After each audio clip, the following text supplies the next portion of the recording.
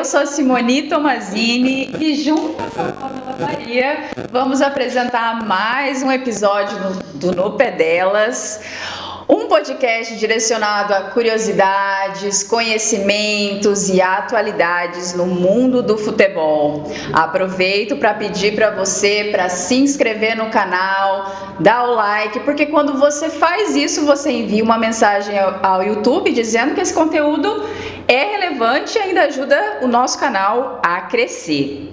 Hoje nós estamos aqui com um convidado especialíssimo, Eduardo Machado, ele que é narrador esportivo da Jovem Pan News e também é apresentador da RIC Sport Clube. Seja bem-vindo, Eduardo. Oi, Simoni. Oi, Pamela. Um abraço para vocês. É uma satisfação estar aqui no Pé Delas, projeto que só cresce, só para cima, né? E vamos lá bater esse papo aí sobre futebol, sobre rádio, jornalismo. Estamos aqui pro que der e vier. Muito bem. Du, é um prazer receber você aqui na nossa casa. Seja muito bem-vindo. As portas estão sempre abertas para você. Vamos iniciar então questionando um pouquinho sobre o seu desenvolvimento profissional. Como que você iniciou a sua carreira como jornalista esportivo, e como que chegou até o patamar que está hoje. Porque todos podemos ver que você é um rapaz novo e já atingiu patamares extraordinários na nossa imprensa maringaense. Conta pra nós um pouquinho como que foi essa sua trajetória. Foi assim, eu vou dizer que desde pequeno eu sempre gostei muito de rádio e futebol. Meu pai e meu avô sempre jogaram futebol amador e gostavam de acompanhar pela televisão, pelo rádio. Meu pai mais pela TV e meu avô mais pelo rádio, porque quando era criança, assim como é hoje, né, a TV aberta passava jogo na TV quarta e domingo, e ou você assistia aquele jogo ou não assistia, né, era a única opção. Hoje você tem um monte aí de opção para assistir qual jogo você quiser. Então, na década aí de 2000, 2008, 2009, e aí o que acontecia? Quando não estava acontecendo os jogos passando na televisão, eu ficava com o meu avô ouvindo pelo rádio. Meu avô colocava um rádio em cima do banheiro, assim, e ficava os dois de braços cruzados assistindo. E aí eu comecei a pegar gosto por aquilo, inclusive ouvindo hoje o que é a nossa concorrente, a CBN Maringá, que retransmitia o sinal da matriz de São Paulo, e ficava acompanhando. Quando era com o meu pai não tinha muita paciência de ouvir o jogo todo. Aí eu ficava com o radinho, com fone de ouvido, e ele perguntava quanto o tempo aí. Eu ficava falando, tá tanto, tá 0-0, pô, o time tal só tá atacando aqui. Então começou dessa forma, até que chegou no ponto que a gente tem que tomar um rumo na vida, né? Adolescentes, não é só jogar bola e namorar. Minha mãe falou, você tem que estudar, o que você vai fazer da vida? Eu falei, vou fazer jornalismo, eu quero seguir meu sonho e tal.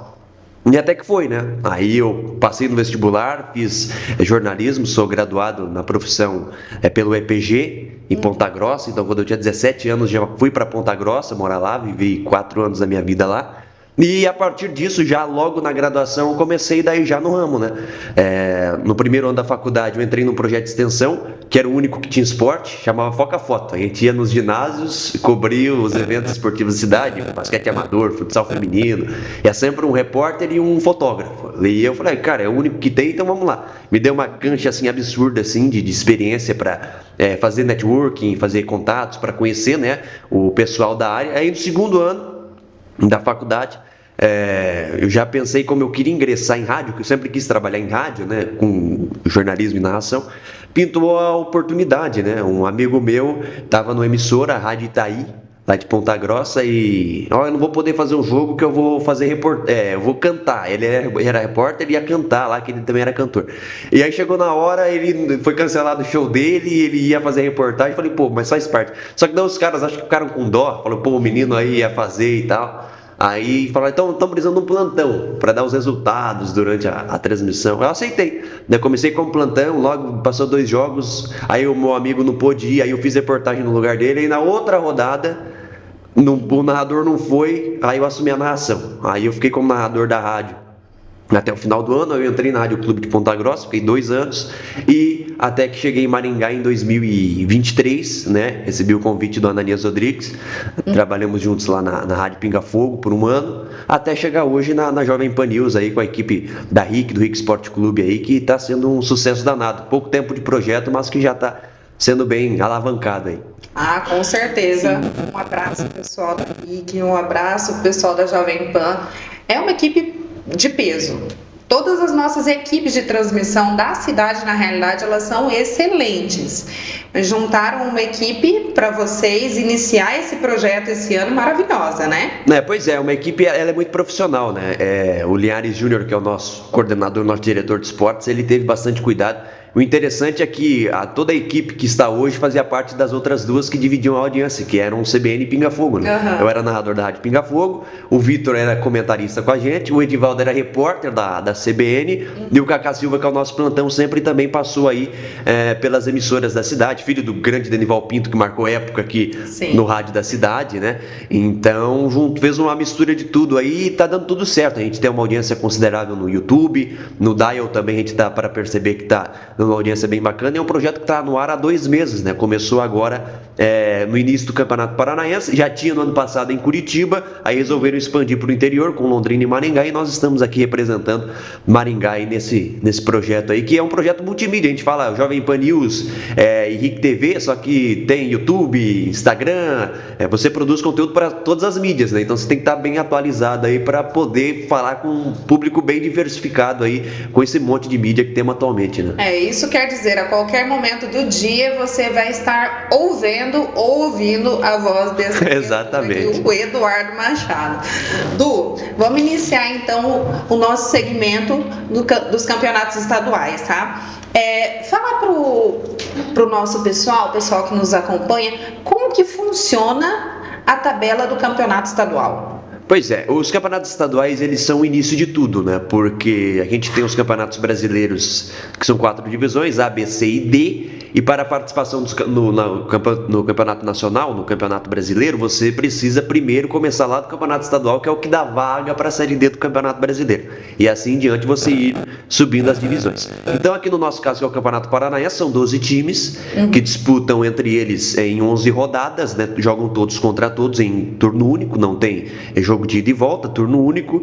Desses 12 se classificam 8, daí dos 8 aí começa a fase mata-mata, que daí é a fase eliminatória da competição, que é quando daí os classificados se enfrentam em 2 jogos, quem vencer, quem fazer o maior número de pontos, né, em 2 jogos acaba avançando para semi e final, hoje final, que a gente tem aí Maringá e Atlético Paranaense, né? Então o Campeonato Paranaense basicamente é isso, né? Então, e outra coisa bem interessante para ser dita é que nos estaduais também tem divisões, né? Hoje a gente tem nosso estadual aqui no Paranaense 3 divisões que contemplam aí o campeonato da Federação Paranaense de Futebol, além de outros campeonatos. A gente pode perceber, né, Pamela e Simone, que hoje os estaduais eles estão com fórmulas bastante parecidas, né?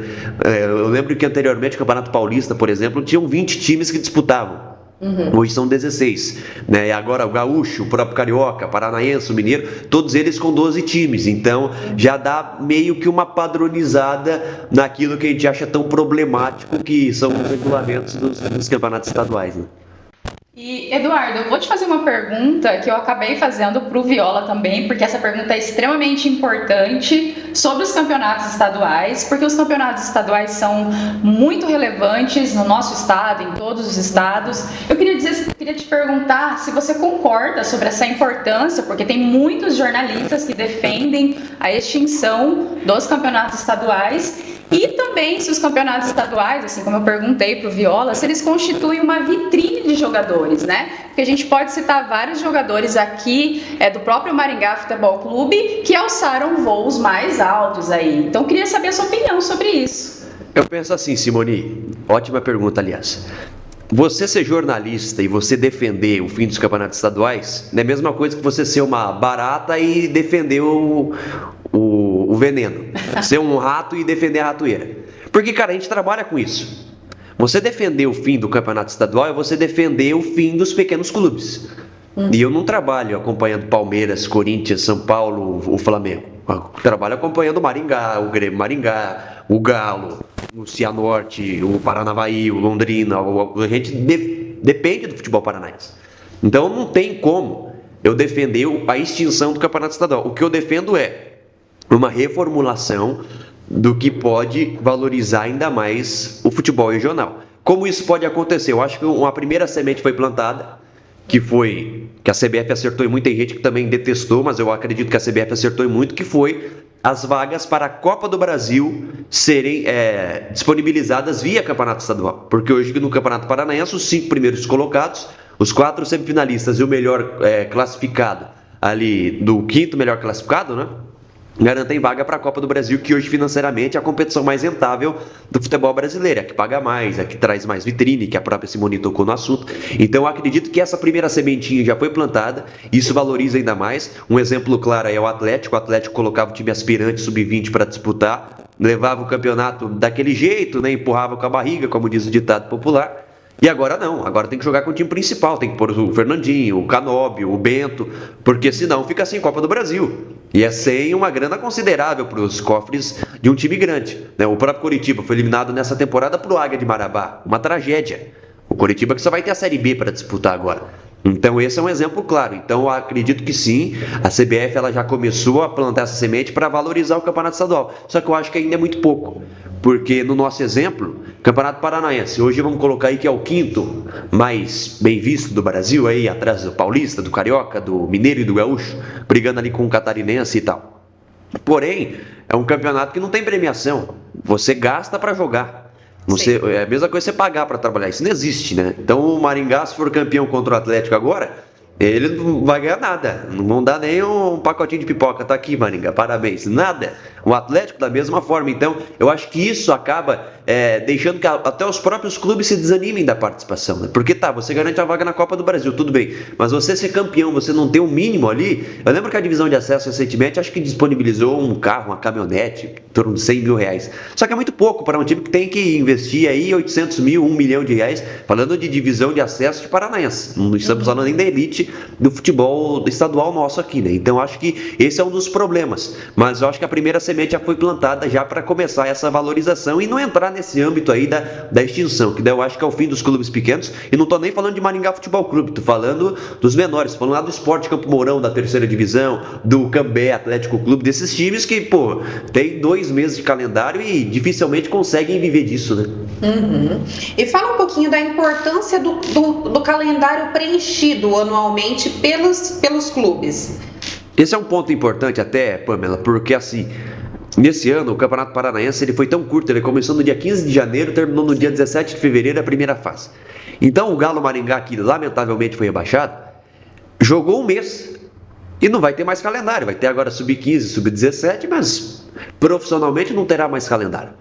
Então eu acredito que até para essa forma a Federação Paranaense tinha recentemente a Copa FPF, né? A Taça FPF e a Copa Paraná.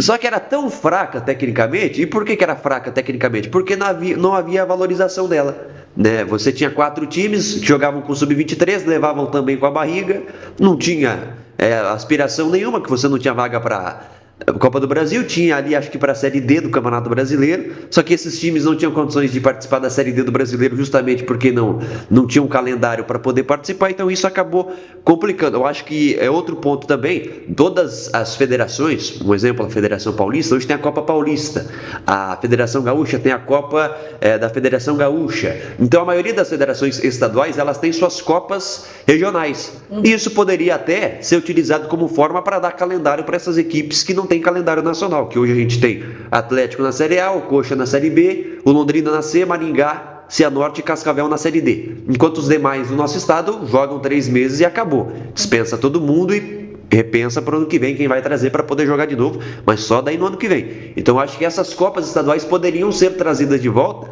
claro, feitas de maneira organizada, não fazer de qualquer forma para dizer que tem que fazer para valorizar, para mostrar que tem um interesse na valorização do futebol paranaense. Agora, porque é lamentável, né? Eu penso no jogador de futebol. A gente vai analisar atrás do programa esportivo, o fulano vai vir jogar no Maringá. Mas em um ano o cara jogou em 3 times. É claro que ele jogou em 3 times. Ele disputou a primeira divisão num time, acabou, não tem mais calendário, foi disputar outra divisão em outro time, acabou também, não tem mais nada, e foi disputar em outro estado, lá uma Copa Regional. Então ele tem que fazer isso por quê? Para ele sobreviver, porque ele não é multimilionário, ele depende do salário que é baixo nas divisões inferiores, no futebol periférico que a gente tem, né? Então isso, querendo ou não, a gente sabe que é problemático. Então seria uma forma de você tentar valorizar não só os clubes, mas os próprios atletas, né? É ruim também, principalmente para o desempenho físico, né? É aquilo que nós estávamos falando com o próprio Rafael Carvalho na última entrevista que nós fizemos, que esse período em que eles ficam parados, o desenvolvimento físico deles cai muito, acabam ganhando peso, acabam perdendo a agilidade física.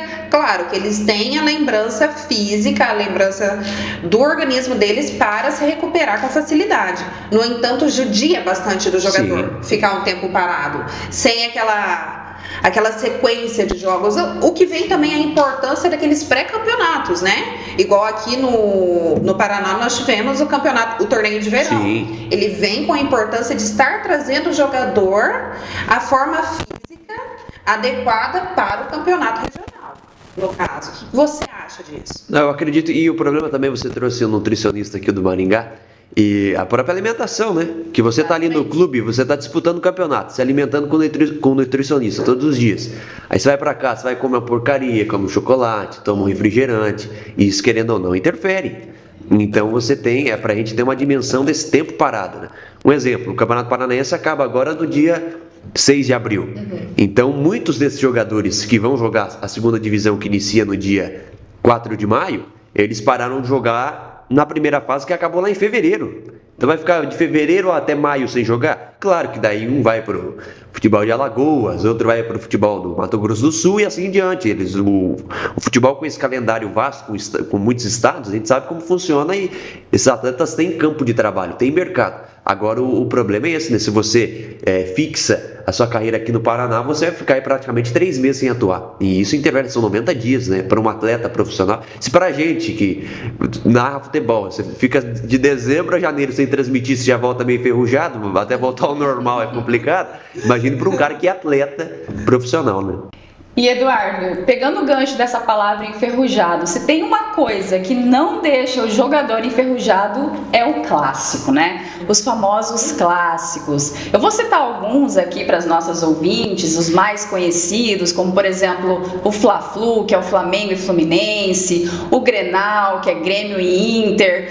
Aqui no Paraná nós também temos clássico e pergunto para você, Eduardo, qual que é o maior clássico aqui do Paraná? E também conta pra gente, é diferente narrar clássico? E mais uma pergunta também, qual que foi o clássico mais emocionante assim que você narrou aqui no Paraná? O maior clássico é o Atletiba, né? Que é a dupla. Para nós aqui, pensando em norte e noroeste, para nós, não vou dizer que tem uma menor importância, porque a própria dupla Atletiba, ela no decorrer do tempo não fez questão de valorizar o interior.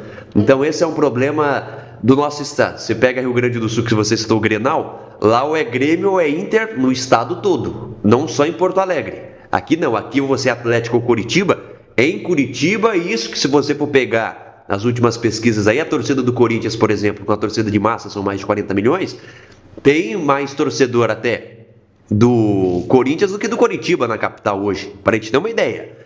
Um time de São Paulo, por exemplo. Então, o Atletiba, é claro, que é o maior clássico do nosso futebol paranaense. Tem até alguns que no passado foram grandes clássicos, clássico do Café, Londrina e Grêmio de Esportes Maringá. Hoje tem Londrina e Maringá, mas não é o clássico do Café que era anteriormente, que fizeram a final de campeonato paranaense e tudo mais. Tinha o clássico da soja entre Toledo e Cascavel. Para a gente ter uma ideia de como que o nosso futebol, essa questão interiorana, essa questão regional, isso traz, né? Porque é também um aperitivo a mais para o estadual. Porque você tem essa questão, o Atlético e Coritiba é um clássico. Agora, o Atlético vai jogar a final contra o Maringá semana que vem, o jogo da volta. O Coritiba vai torcer para o Maringá, para o Atlético não ser campeão. E se fosse ao contrário, da mesma forma. Então um quer terminar à frente do outro, um quer tirar sarro do outro. No meio de semana agora tivemos aí o Grêmio avançando para a final contra o Caxias, né? E o Inter sendo eliminado pelo Juventude. Pô, isso é excepcional, né? Todo mundo esperava um Grenal na final e o Inter caiu em casa. De novo, pela terceira vez consecutiva. Então, pra gente ter uma ideia de como que essa rivalidade regional aflora, né? E deixa o torcedor também a par disso, né? Isso é muito legal. Sim. E qual foi o clássico mais emocionante que você narrou? Um clássico? É uma boa pergunta. Eu acho que eu fiz poucos Atletibas. Porque nos últimos anos, acho que 4 anos que a gente não tem um Atletiba na final do Campeonato Paranaense, por exemplo. Né? Então, porque a gente teve esse ano Maringá e Atlético, ano passado Cascavel e Atlético, Maringá e Curitiba em 22, em 21 foi Londrina e Cascavel, uma final interiorana. Então é difícil assim você fazer um grande Atletiba, mas eu narrei recentemente um Palmeiras e São Paulo. Pela Pinga Fogo a gente fez Copa do Brasil, que foi quando o São Paulo eliminou o Palmeiras pelo 2º ano consecutivo, foi legal demais, que foi de virada. Fiz também, para o palmeirense não ficar bravo, um Palmeiras 5, São Paulo 0, que foi o último clássico no Allianz Parque pelo Campeonato Brasileiro. Então fazer clássico é muito bom justamente por causa dessa rivalidade. Ainda mais a gente fala, mas é uma rivalidade paulista. Só que para nós aqui é muito importante, porque se você sair na rua aqui, você vai encontrar São Paulino, palmeirense, corintiano. Tem muito disso, dessa diversificação de torcidas, né? Aqui, claro, hoje o Maringá é o time da cidade, hoje ele se consolidou nessa posição. Sim. Mas ainda é o time, pô, você torce para quem? Para o Maringá, mas tá aí de São Paulo, torce para o São Paulo. Isso ainda existe aqui no nosso âmbito, né? É verdade. Du, gostaria de agradecer você agora pela sua presença. Imagina. Todas essas explicações que você deu. Foi uma conversa muito esclarecedora, acredito que para todas as pessoas que nos acompanharam. Passou a informação de uma forma clara, rápida, sucinta, principalmente. Então, Lu, muito obrigada. Você é sempre muito bem-vinda aqui. Como eu já disse, a casa é sua. E aparece tomar um café. Vamos fazer novas entrevistas. Claro, não, eu que agradeço pela receptividade sua e da Simoni também. É um projeto audacioso, acho que precisa.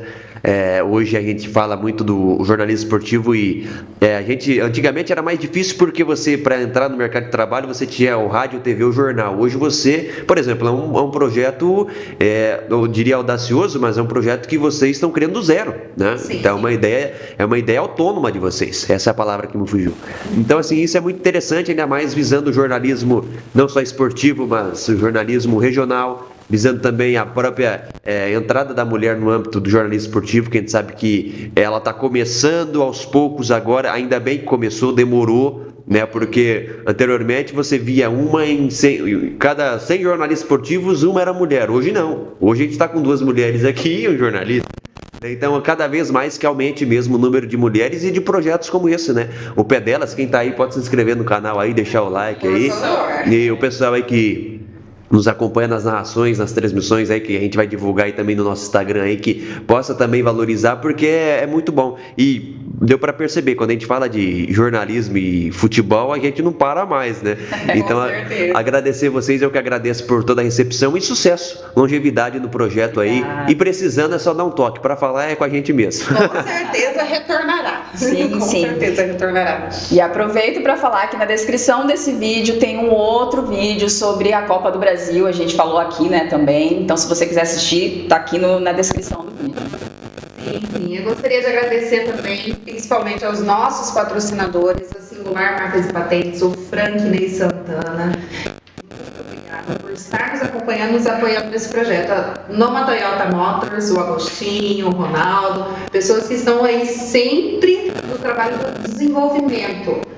E o Pajola, cuidando de todas as nossas publicidades na cidade de Maringá. Você pode ver que todos os painéis de LED da cidade estão transmitindo o nosso No Pé Delas, a publicidade do nosso programa. Então entra, se inscreve e participa. Deixa o seu comentáriozinho também. Até a próxima. Até a próxima.